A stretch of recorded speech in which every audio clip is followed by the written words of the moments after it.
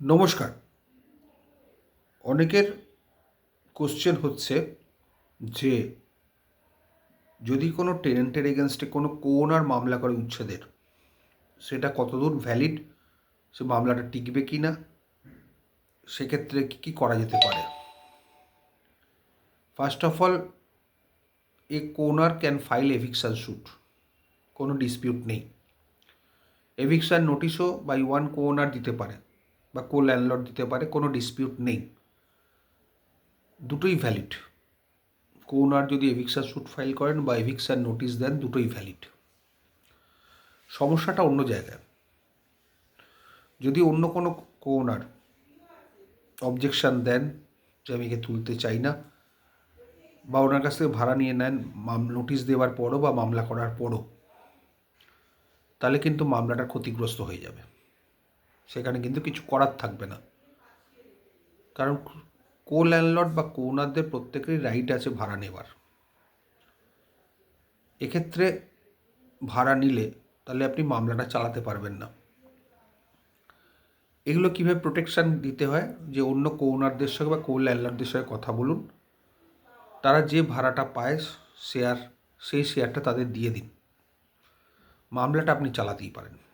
তখন ওদেরকে রিকোয়েস্ট করবেন যে তোমার যা ভাড়া পাও সেই ভাড়া আমার থেকে নিয়ে নাও, টেন্টের কাছ থেকে নতুন করে নেবার দরকার নেই, কারণ আমি এভিকশনের মামলা করছি। মামলাটা জিতলে তোমরা যখন ও খালি হবে তখন যেটা নতুন ভাড়াটা বসবে সেখানে একটু ভাগ তোমরা পাবে। খুব জোর মামলার খরচা থেকে তোমাদের শেয়ারটা বাদ যাবে। এইটা বলে বোঝান। অনেক বোঝালে আমার অনেক ক্লায়েন্টই এটা বুঝিয়ে অনেক উপকৃত হয়েছেন। তার ল্যান্ডলর্ডরা মামলা করতে চান না, তাকে তাদের ভাড়াটা বুঝিয়ে দেওয়া হয়েছে out of his pocket.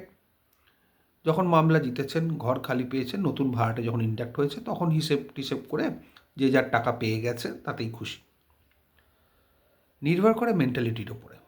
Mentally যদি ঠিক থাকে তাহলে সব কিছু ঠিক আছে। ওনাররা বা ল্যান্ডলর্ডরা যদি এক হয় তাহলে খুব ভালো, না হলে কিন্তু একটু মুশকিল আছে।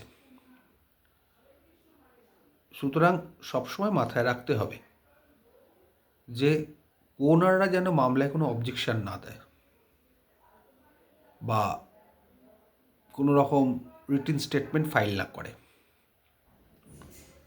অথবা এভিকশন নোটিশের বিরোধিতা করে নতুন কোনো নোটিশ না দিয়ে দেয়।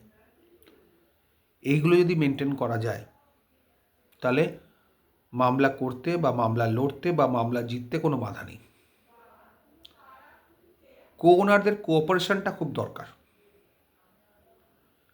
এই কোঅপারেশনটা যদি ঠিকমতো থাকে তাহলে মামলা আপনি অবশ্যই জিতবেন। তবে ওনাদের দিকটাও আপনাদের দেখতে হবে। আজকে এই পর্যন্ত। ভালো থাকবেন।